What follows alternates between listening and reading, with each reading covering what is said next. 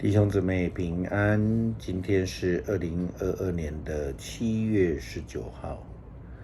今天的经文是诗篇第119篇17到32节，阿摩司书第8章13节到第9章第4节，约翰一书第2章第1到第6节。今天要跟大家分享的主题是爱与恨。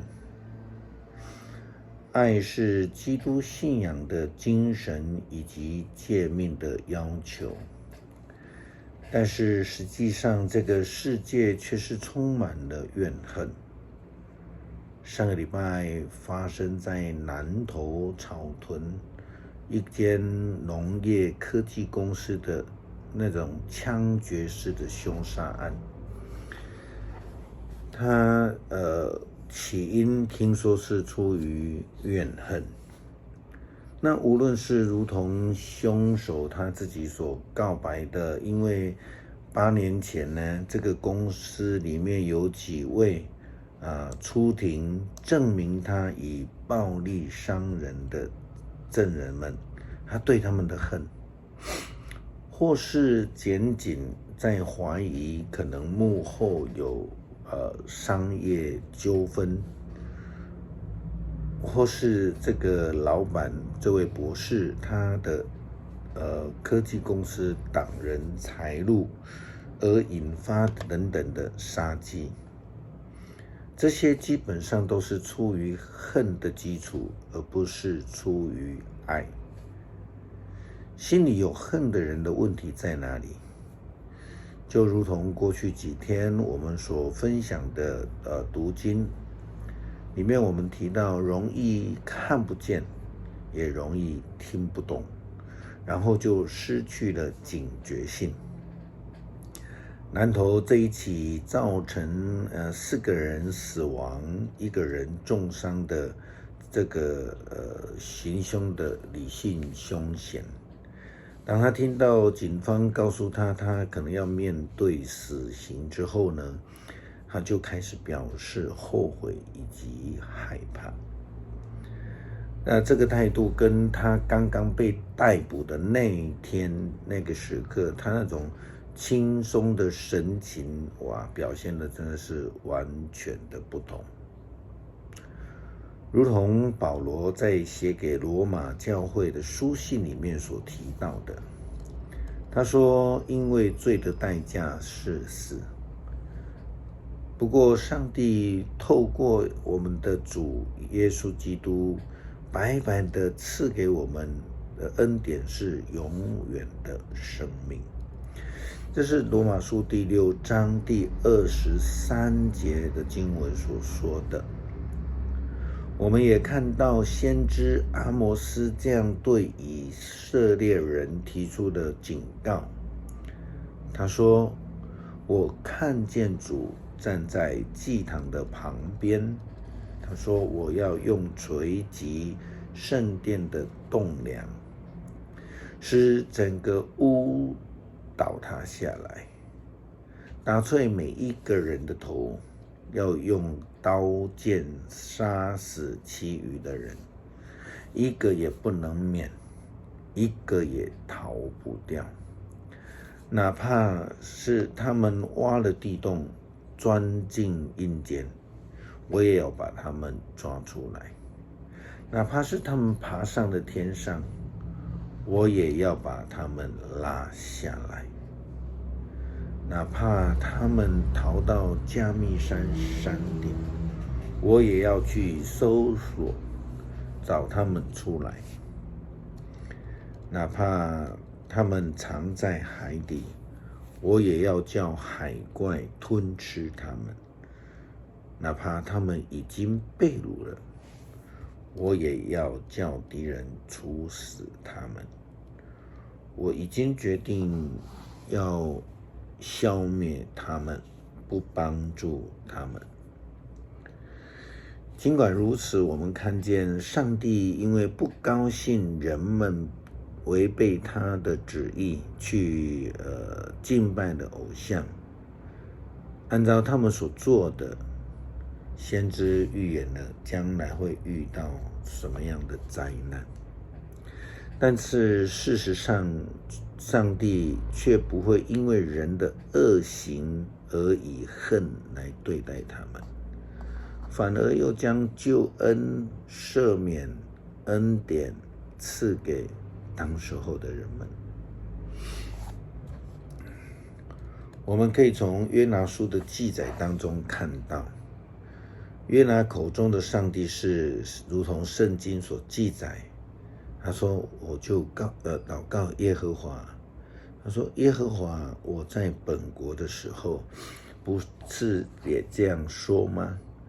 我知道你是有恩典、有怜悯的上帝，不轻易发怒，有丰盛的慈爱。”后来后悔不降灾在他所说的灾上面，所以我急速的逃往他施去。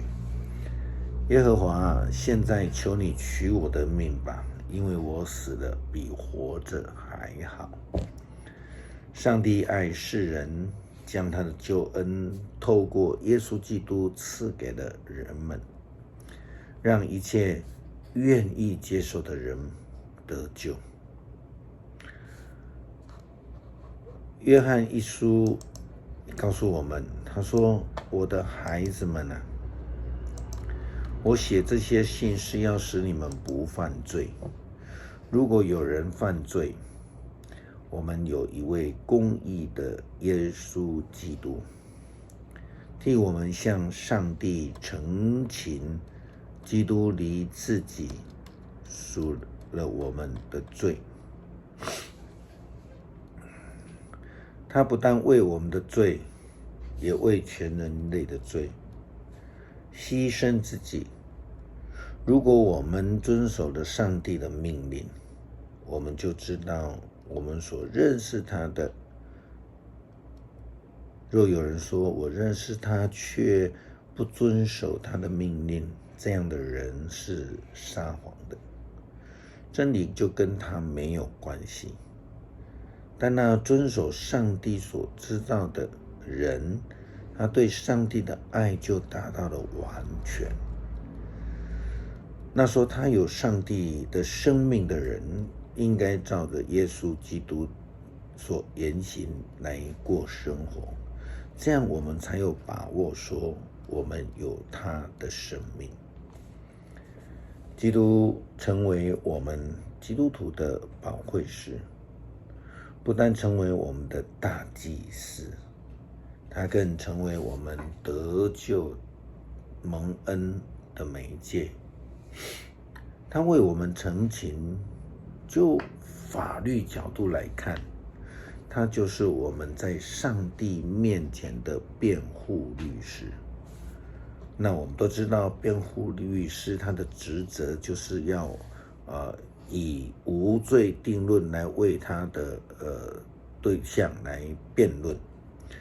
但是我们要知道，这个无罪并不是因为我们真的无罪，而是因为我们接纳了他耶稣基督的救恩，他自己就成了这个被判刑的对象。他以爱代替了恨，这是约拿先知所要学习的，也是基督徒的我们所要学习的。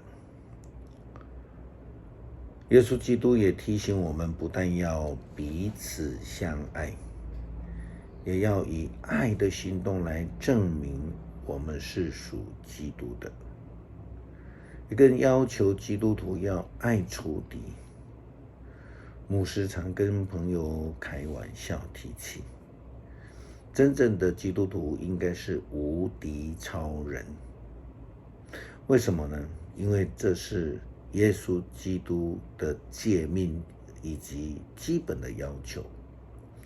因为心中无敌的人才能无悔的爱仇敌。当然这样子的确是非常困难的，但是对基督徒而言却是必然的、必要的。诗篇119篇17到32节。求你用厚恩待你的仆人，使我存活，我就遵守你的话。求你开我的眼睛，使我看出你律法中的奇妙。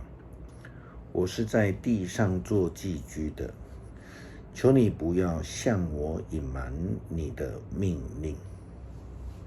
我时常切慕你的典章，甚至心碎。受咒诅偏离你命令的骄傲人，你已经责备他们，除非你除掉我所受的羞辱和藐视。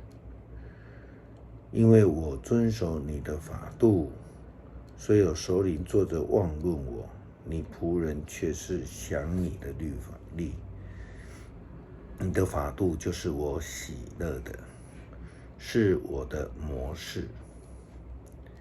我的性命几乎归于尘土，求你照你的话将我救活。我述说我所行的，你应允了我。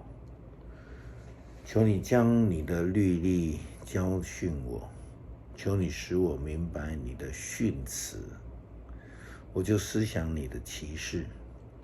我的心因愁苦而消化，求你照你的话使我坚立，求你使我离开奸诈的道，开恩将你的律法赐给我。